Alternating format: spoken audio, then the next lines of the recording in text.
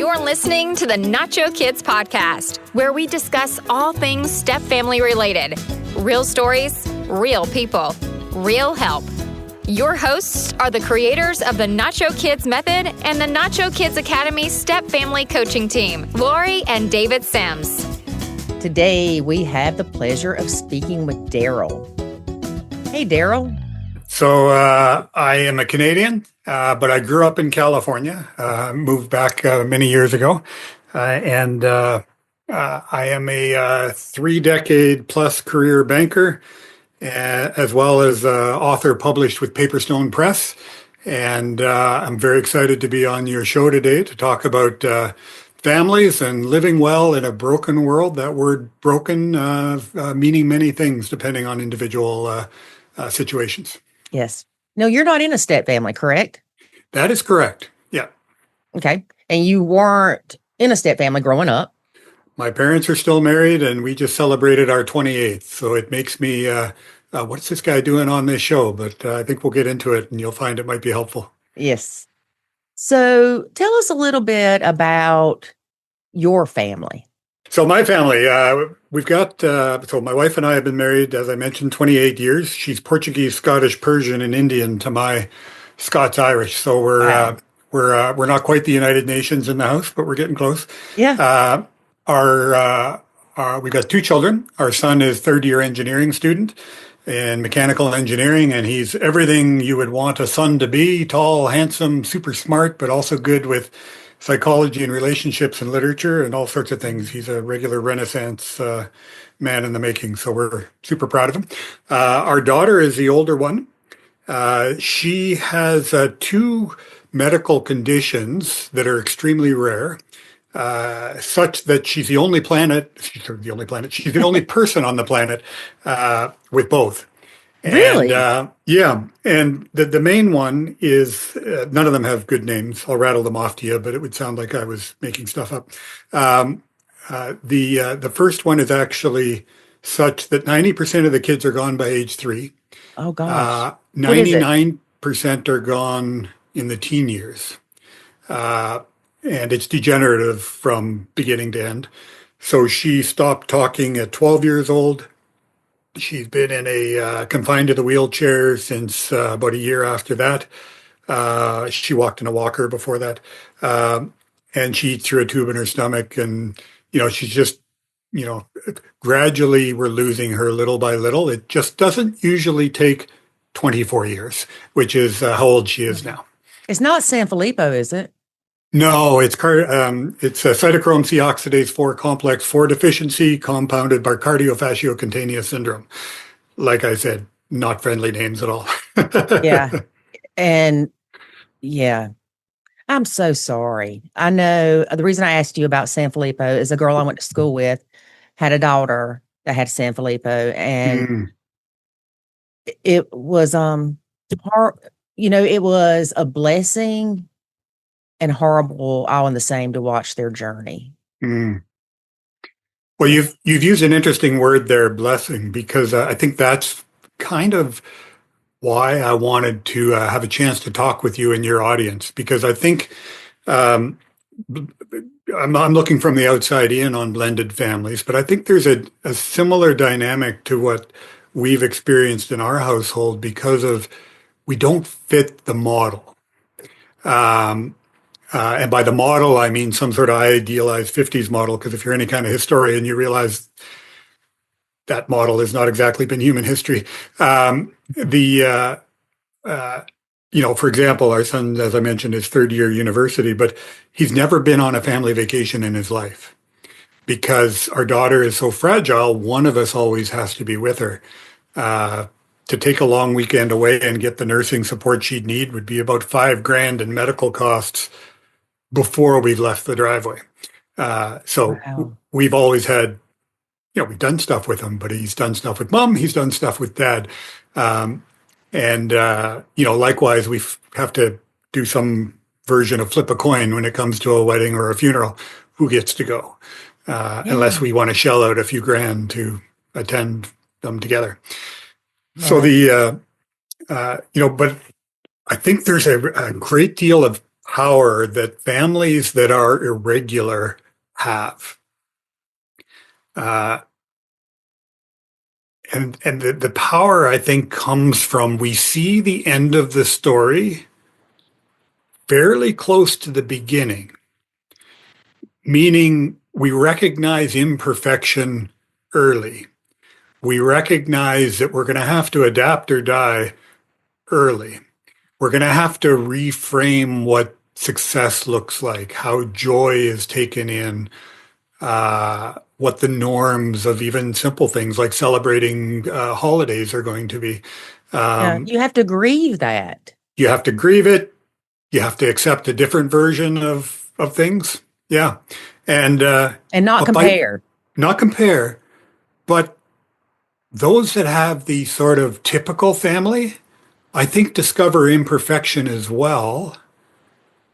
It's just they might discover it after the kid moves out, meaning they haven't had to be so conscious about their family structure, choices, holidays, communication, etc. And therefore, it's only when the kid's leaving the door that they start to realize, oh, I'm not done with you yet. Yeah. And they've got to rewind. Where I notice among our special needs families, for both kids, healthy and non, like they're dialed in early.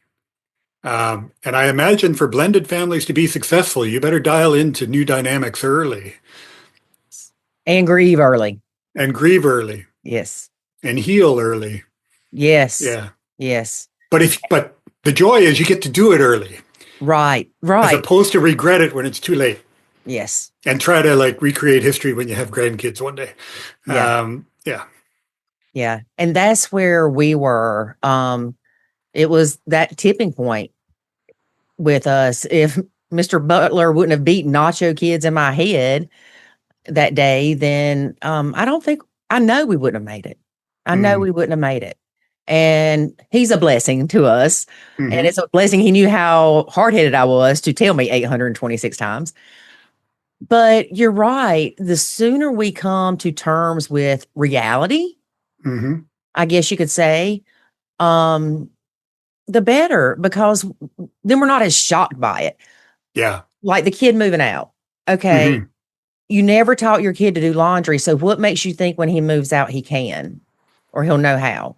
Right. Yeah, he could YouTube it, but maybe that's something you want to show your kid how to do before he moves out. Due to the medical stresses in our family, our son in high school had the job of cooking one family meal a week. We bought the groceries, but it was like, we're a household that's under constant stress.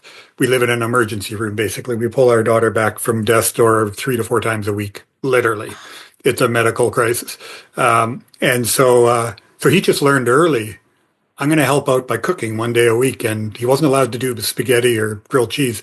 So he's living on his own in university and he eats healthy and he knows how to cook. And, other examples of how sometimes brokenness can lead to beauty if properly managed. So he couldn't cook spaghetti or grilled cheese just because those were easy to make? Correct. He wasn't allowed to cheap out. He had to. I watched him take his laptop apart one day and put it back together on YouTube. And I thought, if you can do that, you can cook a gourmet meal. You can cook. And so he's done Korean food and Japanese food and fancy British recipes and French and all sorts of stuff. So yeah, that's awesome. When did you know something was wrong with your daughter? 10 days old. Really? 10 days old. She hadn't gained weight. And so as my wife refers to them, the breastfeeding Nazis in the local hospital, basically let her know that she was deficient as a woman. And, here's how you do it with a bottle. And then they quickly realized, oh, we have a fundamental problem here. And so we actually got checked into 3 different hospitals that day till we landed in a ward that kept us for 10 days. But then she lived in and at a hospital for that first year. She didn't get back to birth weight till she was about 3 months old, 4 months old. Like you could see the skull bones, the way they connect when they're young like that. You could count her ribs and spine. Like it was like every time we saw a new doctor, the first their first look at us, we learned to realize was they think we're abusing our child. And we had to fight Yeah. through. Yeah. I remember one time taking my son to the ER because he was at a birthday party and he fell and he hit his eye. Mm, And I was worried to death that he had broke something, mm, and it was swelling. And I took him to the ER and they questioned me. I could of tell. course. I knew what they Hmm. were doing. It's obvious when the third person comes in. Yeah. And, which I appreciate them doing. But I had 45 people that could have verified what happened and saved them a lot of time. Yeah. I don't know. We're not going to go there. We're just going to Okay. say, yeah. It's a good feel thing you. they watch out for families, but I think Mm. that they could be a little smarter in doing so, I guess. But Yeah. so I hear you. 10 days old, and I'm sitting here, and one of the first things that you said was about your son Mm, and how his life wasn't the same. right. He hadn't been on a family vacation. And I'm probably going to tear up saying this, but my son's father has a brother. I don't know what the diagnosis ended up being, but he's extremely autistic. He's lived in a home, I know 25, 30 years. He'll never be able to live by Mm, himself. And I never understood when my son's father would say, I didn't have a normal childhood. ah, And because to me, I'm looking at that as like, oh, that's an excuse. You can't, go, oh, my family wasn't normal, so that's why I'm the way I am, kind of thing. right. Yeah. You got to push through it. You've got to rise above it, but I think that touched something in me just because I think I understood that for the first time. And Ah, that's that was kind of hard to swallow, but I'm glad you shared it that way because people don't think about the other kids. Yeah, they can look at mom and dad and say, yeah, you hadn't had a vacation. If you did, it would cost you $500,000 to go for 2 weeks. For somebody to watch your daughter, you'd be worried every second. Just, I think people forget about the kids sometimes too, the siblings. I've got a book on my shelf. I'd have to go off camera to grab it, but it's called Extraordinary Kids. And we read it in our daughter's first year before we had our son. And it talks a lot in there about it's a very, very common dynamic for the child with the challenges to be the one that consumes all the oxygen. And therefore, any other sibling or siblings eat leftovers emotionally, attention, in so many other ways. And through no ill will of parents, just their natural, you look where the siren is blaring and Yeah. not where it's quiet. Is what your daughter has genetic? It's genetic, but it's a mitochondrial DNA. So it's both of them are a code break at that level, and it's super super rare and not inheritable because they can't reproduce. If a male gets it, mitochondrial DNA is passed through the female. Anyways, but if the female has it, she's not going to be bearing children. So yes, it's genetic, but not in the inheritable sense, more in it's an extremely rare error that occurs, and then you're stuck with the consequences. So there wasn't a lot of concern that something would be wrong with your son? Well, there was, because our daughter wasn't diagnosed till she was 8 years old. Oh. So we did a lot of thinking. We lived on Vancouver's west coast. But family was here in Ontario, in the Toronto area where I live, where we live now. And so we sat down and did the math on, we wanted to have 3 or 4 kids. Now we're scared of the second. And so we did the math on how we could survive if one goes in the hospital, we just scenario played. I'd done analyst work at the bank, and my wife worked for a law firm. So between the two of us, we were pretty good with a spreadsheet and, rational scenarios and how we could solve. And the only way we could solve was by moving to the Toronto area, so that if something went wrong, a relative could step in. And, friends are great, but they've got their own families and kids. They're not going to live in your house for you.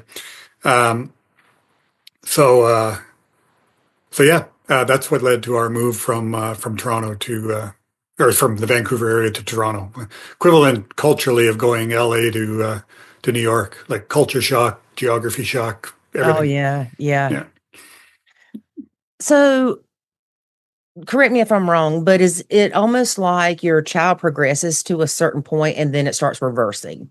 Correct. They start off slow. So hitting milestones late. She was, she hit 12 pounds at the 1 year mark. So my son was always in the, 98th percentile and she wasn't on the scale.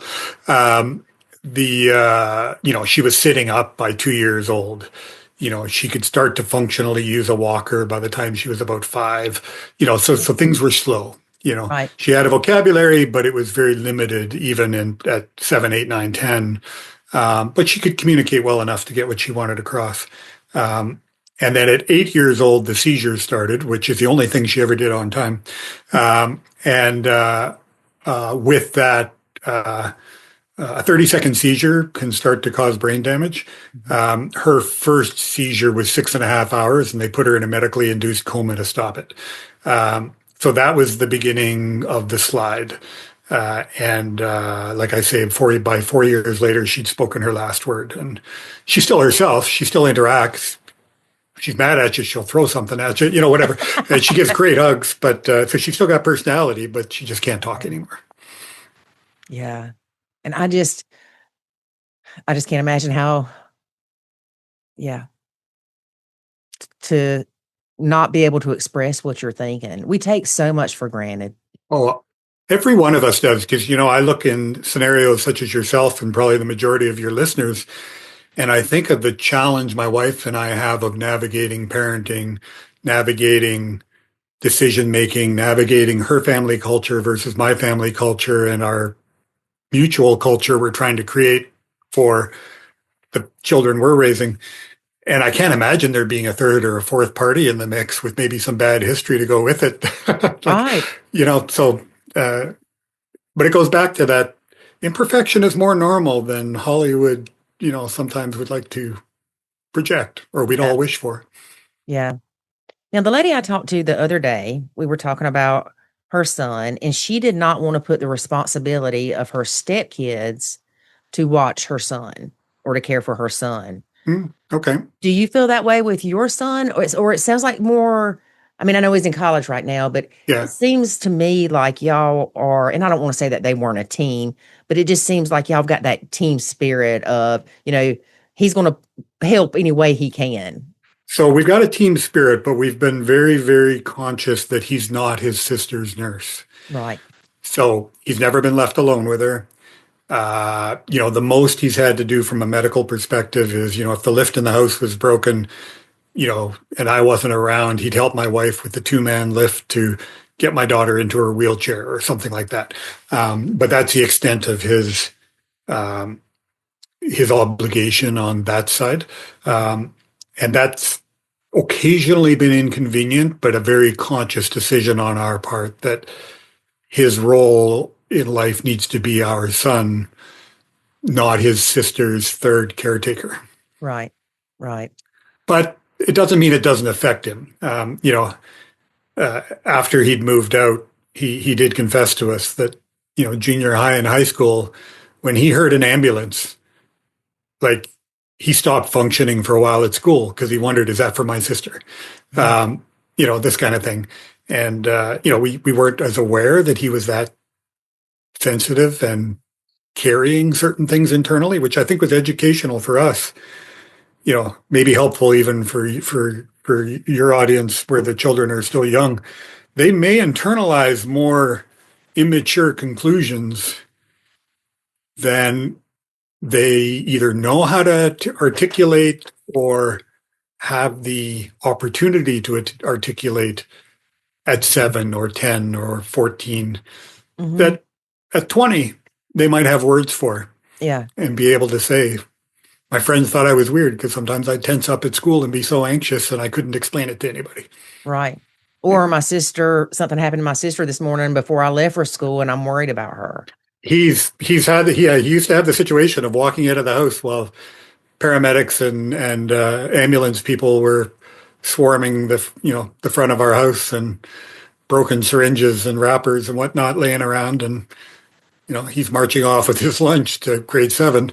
Bye, Mom. Bye, Dad. Yeah, bye, Mom. Bye, sister. Exactly. Yeah. Try to focus now. Yeah. Wow. And a lot of times when we talk to people that are struggling with their blend, one of my things is to give things the proper emotional weight. Yeah. And I think in order to do that, sometimes we have to look at situations like yours. And with my friend that, has her daughter, she passed away. God, it's probably been 5 years ago now, I'm guessing. And when I would see her post, I'm like, none of my step family crap is half as hard as what she's dealing with every day. Not that it lessens my struggles, but it put them in a proper perspective. I make a joke that if your kid skipped school, you'd be mad. You would even be an 8 on a scale of 1 to 10. You might be an 8. Sure. You come home and find them, and But if you came home and found your kid had skipped school and his buddies were there and they were playing strip poker, drinking beer with little girls, then that 8 that you previously thought now a 1. Yeah, exactly. And I think a lot of times we have to do that. We get so wrapped up in stuff. And in the end, or 3 years from now, it's not going to matter. That stuff's not going to matter. One of the hard lessons I have that goes along with what you're saying there is you can't compare pain. Yes. So if I've only ever had a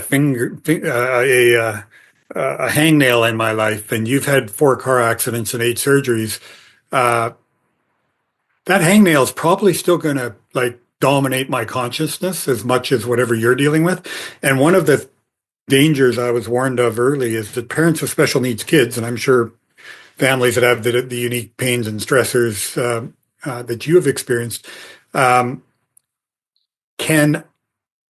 unfortunately become discompassionate. I'm experiencing this much, so screw you and your hangnail. Nobody would hopefully say that actually, but inside. Right. Yeah. When the reality is, if for instance, when a stepmom says, I've got my stepkids up every other weekend, and this other stepmom's like, I have them full time. They never go anywhere. It's like, you can't compare the two. No. But they might be suffering equally. Right. Just because of the muscle they've built. Right. Yeah. I know when I was having my son, the lady asked me about labor pains, and she said, on a scale of 1 to 10, how bad are your labor pains? And I said, lady, I've never had a baby before. I had no idea. Right. And she said, and I'm thinking maybe an 8. I mean, it was pretty painful, right? Yeah. And she said, well, 10 being a shark ripping your arm off. I'm like, good God, I'm a 2. Because I'm thinking a shark ripping my arm off. No, my pain's no longer an 8, it's a 2. Right. Yeah. But a lot of times we need to change the perspective of how we're letting those things affect us. Because you could sit in your house every day and mope and complain about how sucky your life is. But instead, you're finding a way to help other people through your experience. And you're also finding blessings in it. It's interesting you say that, because the first things I published were 3 novels, but I also published a book called Even the Monsters, which was on suffering. For those of you with a Christian background, it's patterned off the book of Job, kind of half commentary on Job, half memoir. Job being a book in the Bible, it's kind of the key book on suffering. And that was what you're describing in terms of me finding a way to both help myself and help others deal with suffering. But when I was done that, I still felt like something was missing. So the most recent nonfiction book was a follow-up. It came out last fall called Something More: How to Live Well in a Broken World. And it again uses memoir with commentary on an ancient book. This one, a well-known poem called Ecclesiastes, which is kind of like for Christians, Jews, and others, it's kind of like the 3,000-year-old text on what's the meaning of life. Because I realized, okay, the book of Job and writing even the monsters satisfied my existential life's not fair, woe is me. The subtitle of that one is Living with Grief, Loss, and Depression. So that was great, but it didn't tell me how to enjoy Tuesday afternoon or have any kind of hope for next weekend or the summer or anything. And that's what the second one was more about. So I've kind of transitioned personally from the helping others, although I still do that, and that's very validating and meaning-filled, but also just learning how to enjoy life again. Yeah. Not just as my pain can be used in service and I'll feel good about that. But how about I have some fun too? Right. So that's been a fairly recent thing for us. Yeah. Recently, my husband and I went to dinner with a lady that he knows from a Rotary that he's involved in, and her husband has cancer, and they got some not so good news. And she was out of town, so we took him out to dinner. Nice. And there was one thing I noticed about him. Now, I've only met him one other time. Okay. And we knew that he was sick then, but things were getting better, so things had just kind of taken a turn. But anyway, I just watched how he interacted with the people, the waitress and stuff like that, versus the people around us and how they were getting aggravated. And they were, this is taking too long. And he's just like, it's good. It's just all good. And I asked somebody that knew him before he got sick. And I said, is he always been like that? Or is that because, hey, he got sick and he's looking at life differently? She said, he's always been like that. Oh, wow. And I said, that's amazing. And he's a cop. Wow. Yes. I hope he gets better because we could use a few more cops like yes. that. But it amazed me because honestly, I thought it was because he had been so sick that this was why he was the way he was. But no, he was just, it's good.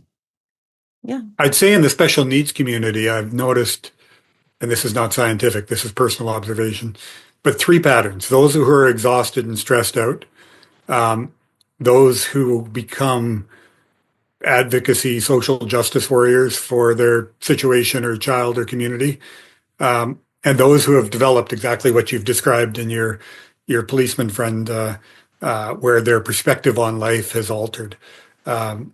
It's peace within the turmoil. Peace within the turmoil and learning to love what you got. Like, how many 55-year-old guys have a 24-year-old daughter that when he walks by will reach up and grab his hand and haul him down because she really wants a hug. Yeah. And if you had a chore to go do and you try to disengage, she'll wrap her arms around you again and pat you 3 or 4 times hard on the back, like, just chill, dude. Yeah. And what do you know? Joy the hug. We're going to spend a half an hour in a very extended hug, and she's going to press her forehead into yours, and she's going to press her forehead into your chest, and she's going to pat your arm, and she's going to hold your hand, because she doesn't have language anymore, but she still loves her family. Yeah. And I bet you there's a few typical parents with the wonder children who would really like to just have that child want to hold them now and again. Yeah. So who's the rich one? Yeah. And as opposed to trying to rise to some standard that I'm not sure anybody's achieving. Yeah. I know my son, I work from home, doing my nacho thing. And there's times that he's like, hey, come look at this, or hey, come do this. And sometimes I have to say I can't. Like, I've got a podcast interview in 5 minutes. I can't. I'm sorry. Right. Then there's times that it's more like chores. Like, I'm in the middle of an email. It's not going to hurt that person to wait. You know what I'm saying? And I have to sometimes go, wait a minute. He's asking to spend time with you. Mm-hmm. And he's 20 years old. Yep. So I need to take advantage of it. We had an interesting conversation with our son last night, just literally last night around the dinner table, because he was reflecting on a conversation he and I had when he was 7 years old. Um, and he used to have a habit of coming up when I was, watching a football game or fixing a door and saying, "Are you watching a football game?" or "Are you all watching a door?" And I remember being annoyed back then by, like, "You've got eyes. That's what I'm doing." No, But I'm he's got playing language tennis. he's got language for it now. And he came back to me last night at dinner. He's 20. And he said, he's learned, first of all, he knows I was just tired and he was asking dumb 7-year-old questions, but he now knows what he was doing. It was a bid for connection. Yeah. And, I was a bit of a doofus back then, not recognizing he's a horrible conversationalist at 7, but this is a 7-year-old making a bid for connection. Pay attention. Yeah. And as a parent, Yeah, you could look back on that and beat yourself up. totally. Which I did last night after I went to bed for about 10 minutes and I said, "Okay, get over it." It's the hardest thing to do. Yeah. I'm thinking, great, I'm going to be on my deathbed concerned that my son was upset at his 5th birthday party because I let some other kid pick which cake to cut first. Oh. You know what I'm saying? It's stuff like that, and it will eat you up. Yeah. If you let it. It will. Yeah, if you let it. Sometimes you just have to go, you know what? I am not perfect. And I've told my son, even when he was little, there was always the court battle with his dad. So we could have a good day, get the mail. There's a thing from the attorney, a bill or whatever, and it just ruins your day. And I know I was snappy, no doubt. But I would apologize to him after and say, "I am so sorry that I'm on edge," is what I would probably normally say, or "I'm snappy. Just, it has nothing to do with you. I'm just a little stressed out." I'm clapping because there are so few parents who say sorry to their kids, and that's my wife led the way on that. I learned to, but my wife led the way on that, and it really it's important. It is. How else are they going to learn to say sorry? How else are they going to learn that their feelings matter? How else are they going to learn to effectively resolve things and not just bury them? Right. Yeah. Yeah, Well my done. mom wasn't a I'm sorry kind of mom. She was stressed to the limit. She had 3 girls, 5 years apart, worked full time until my little sister was born. And now I understand why she was so stressed, but she was so stressed to the point where if you asked her, "Hey, what are you doing?" "I'm getting ready to go get in the shower." Like, be glad you have water. Yeah. So I think maybe her being that way, I've just always been like, let's not be so stressed about stuff. Yeah. I know there's some things you've got to give yourself time to deal with. It's like the book, Who Moved My Cheese? I love that book. That's a good book. I like it. It is. So I say, okay, get mad. Be mad for 10 minutes. Be mad for 2 hours if you need to. Set a timer. You will quickly see how much time you're wasting being mad. Yeah. Over something you can't change. That's something I talked about in Even the Monsters, because Job gets mad at several points about some injustice that happens in his life, the main character of the book. And his friends basically religiously argue with him from various points of view that, you're not allowed to do that. And at the end of the book, God got mad at Job's friends, not at Job. And so many other examples where your feelings matter. You're allowed to be upset. You're allowed, if you don't do it, it's unhealthy. It'll come out some other way later. Right. But you can't let it consume you. Yeah. Yeah, exactly. And you don't want to feed it either. Yes. Yeah. Yes. And even as parents, and I'm not trying to bash my mom. She passed away 10 years ago, but she, like I said, she wasn't just a happy person. I mean, for days she was happy, but for the most part, I just remember feeling like a burden to her or an inconvenience. And I was the good kid, you know, I mean, so it's like, I wonder how the other ones felt. But I don't know if maybe that was because I was a daddy's girl and I had no qualms whatsoever about singing it to the highest of the hills, Right. Yeah. So that may be why, but she just, there's a lot of things that I remember from being younger that I feel like that, an inconvenience, a burden, not wanted.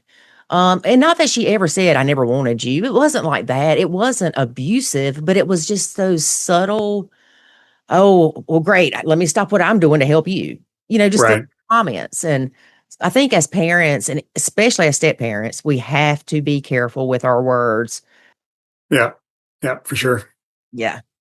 It's funny you should talk about this because I actually plugged into an AI model beginning of this week. The question of, is it just my perception, or does the generation before mine, and I gave the age, my age, does the generation before mine have something about their parenting style that seems to have led to a fairly broad societal disconnect between the generations? Or is this just always the way it's been between generations? And it came back with a really smart response around the impact of the Great Depression and World War II and absent and traumatized fathers and lack of mental health awareness and, et cetera, leading to a fact-based authoritarian, you know, but not emotionally engaged kind of Yeah. interaction style that is kind of blowing up in this generation, where we are much more aware of mental health and healthy relationship dynamics and so many other things. Yeah. I know my grandmother, the way my mama was raised was yes, ma'am, no, ma'am. I mean, you started doing what you were told before they finished telling you what to do. Right. Exactly. And they didn't play. That's back when you could whoop your kid with a hickory switch, and that was good parenting, right? Yeah. Yeah. And I'm not saying what I think about it. I just know those hickory switches hurt. But I've often wondered, and I'm going to have to ask ChatGPT this, that if our kids' generation, since there are more step families than there used to be, there's a lot more guilty parent syndrome than they used to be.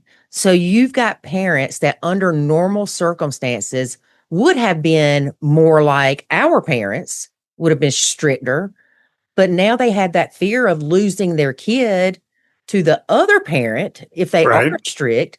So all of a sudden you have a generation of kids that are never disciplined or told no because there's so many step families.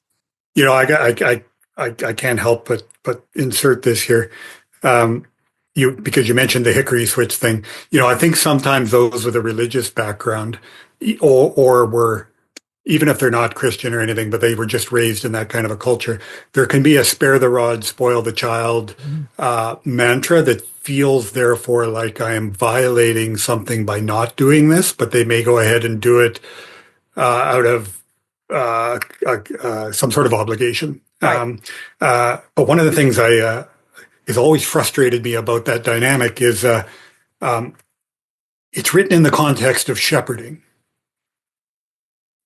And shepherds don't hit sheep with rods. Mm-hmm. So it begs the question, spare the rod, spoil the child. What are you supposed to do with a rod? Bring them back.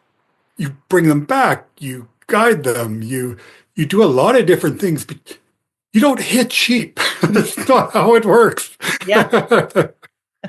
Yeah, that would be very effective, I wouldn't think. Yeah, I'll leave it at that because it could get controversial for those your religious listeners. But that's a good point. Yeah.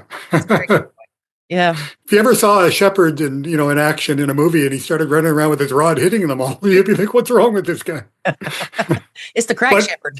Yeah, but we internalize that for some reason and misuse it in at least in Western Christian influenced culture. And it wasn't the point.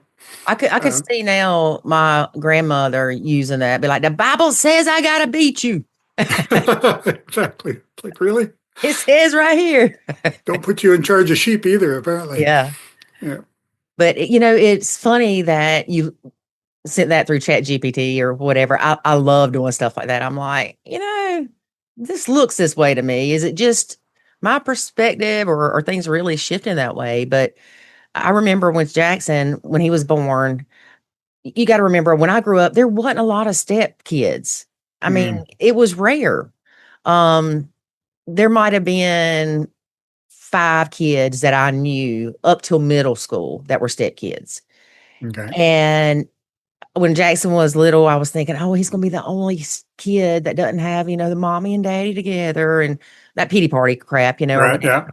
Shoot. It was the opposite. There were like 5 kids that their parents were still together. That was it. So five kids. Wow. Yeah. The societal dynamics has changed. And honestly, I've known families through some in my own family where it would have been better if they'd have become blended families, like separated and been healthier, as opposed to we stuck it out at the expense of every human in the household. Well, not just your kids, but your grandkids, your great grandkids.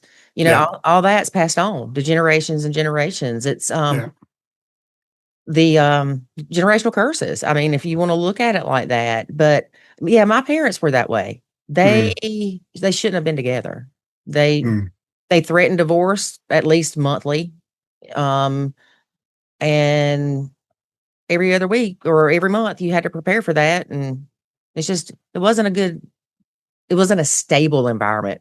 Even though we had all lived there forever, it's the only house we lived in, all that stuff. It was just, you were on edge waiting for, okay, I know they've said this 800 times, but is this going to be the time that we go stay in a hotel? Or is this going to be the time? Right. So did you ever take it on yourself from the perspective of I've got to be a certain way so I don't contribute to that being the straw that broke the camel's back? No. Okay, that's good. No, because my mom, it was always around bills. It was always around money.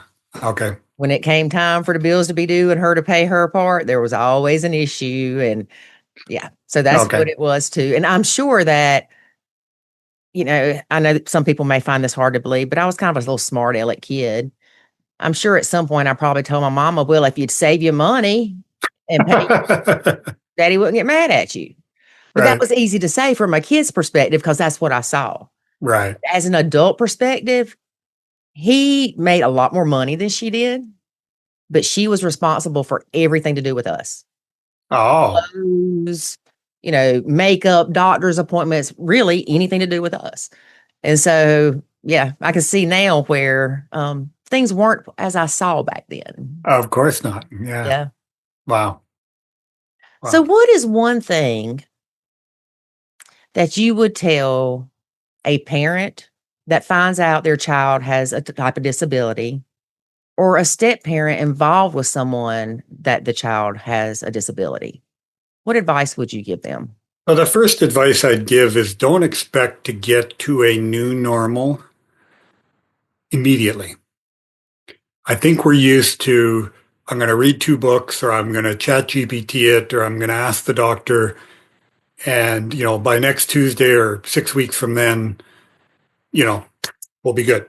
Yeah. The reality is, if the condition is not just like a broken arm that'll get better in 6 weeks, but it's a true disability that you're going to be living with forever, it's a marathon.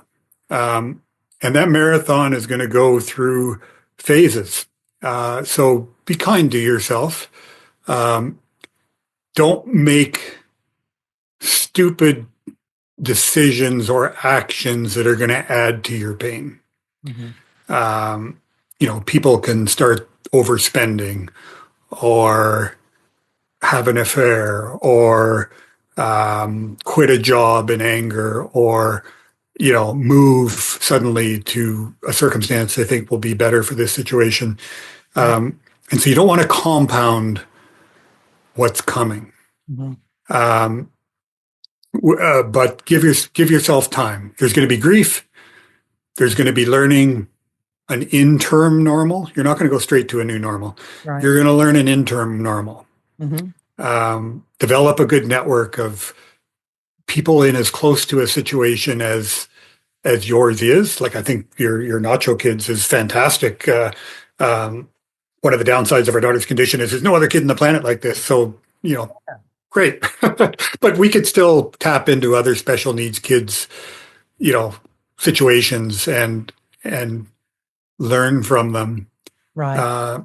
And then gradually adjust our lifestyle, our thought style, mm-hmm. Our living situation to gradually adapt to how we're changing and growing in the context of a new life path we didn't choose. I didn't sign up for this, but Yes. Yeah. here I am. Yeah. Yeah. Yeah. And I don't know. That's one thing that a lot of step parents are told. And I don't know if you know this, but well, you knew what you signed up for. And I'm like, that's just ignorant. Unless you have a crystal ball, which if you did, you would buy lottery tickets and you'd be rich and have an island and nobody would even know you. But say a job, for instance, I'm hired for customer service.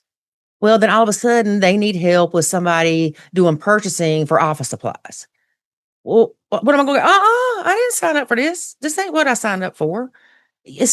Life's not that way. You never know what's going to happen. Yeah, I didn't know myself well enough when I got married to pick the right partner for myself. Never mind whether I thoroughly understood my wife or not, or understood social dynamics well enough to know that if we were a good fit or not. So there's many times over 28 years I've been like, I didn't sign up for her either.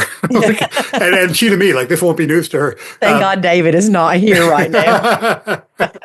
But we learn, okay, well, I didn't realize what I was going to need 10 years on, 20 years on, 28 years on. Yeah. And I didn't realize who you were going to be. You were going to be 10, 20, 28 years on. We've been blessed with being able to work through it. But yeah, unless somebody like ran off with the local leader of the biker gang and then was mad later when he cheated on her, there may be some situations where you can say you signed up for it, but in general, I don't think any of us are smart enough to know what we're doing when we first get married, unless we're 70 when we do it the first time. Yeah. Yeah, that's true. Now, let me ask you one thing.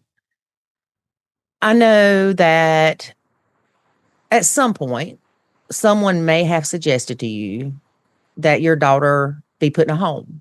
Yeah. Because that would make your life easier and your wife's life easier and even your son's life easier. Mm-hmm. What kept you from doing that? Because, and I may be wrong with this, but from my understanding, you maybe could have even got help with funding for that to happen. I think you have to make them a ward of the state. I don't know all the details, but what stopped you from going down that road? Because I can see a lot of people that maybe were torn with that decision on what to do. So I hesitate with the answer for fear of somebody who's not us feeling guilty by what I say. So I'm going to qualify it after I say it. We just loved her too much to turn her over to an institution. Mm-hmm. Now, having said that, her situation has become so severe. We spend $250,000 a year on nursing, various funding sources and our own. That gets us 10 hours a day, 7 days a week. And we're not getting any younger. And her condition is such that if they do live to 24, they'll probably live till 60. So she's just hit the mark where she's now likely to outlive us, statistically speaking. Very few numbers for them to be doing these stats on. But so we have been exploring the idea of a home now, but more from the perspective of we can't do this when we're 70 and 80 because we're the night shift. Yeah. We're the 7 p.m. till 9 a.m., 7 days a week shift. And with me having a day job, that really means my wife, which means she sleeps a lot during the day and runs a night shift at night. And she may save our daughter's life at 3 a.m. Right. I sleep through it. Time for y'all. Yeah. So we are exploring it. But in answer to your question, when her situation was not so medically severe, severe, but like not life-saving 3 or 4 times a week, and 24-hour, sometimes she's awake for 4 days straight. Like she's just, the condition is crazy. And that's not just like awake playing, that's awake seizures and other crises. So earlier on, we just could not be around her. And even now, if we moved her, it would be because we're thinking long-term, not because we want to have easier holidays, right, or what have you. Although we would have easier holidays. You talked about going out for a husband with your dinner. In the back of my mind, I was thinking, that's $500 before you leave the driveway. Yeah. For us. Yeah.